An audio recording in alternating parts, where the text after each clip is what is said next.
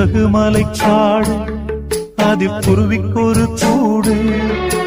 குருவி பறந்தோடும் அந்த கூடு மண்ணில் வாடும். மண்ணோட கூடுந்தான் மண்ணாய் போகும். தன்னாசை குஞ்சுகள் எங்கே வாழும்?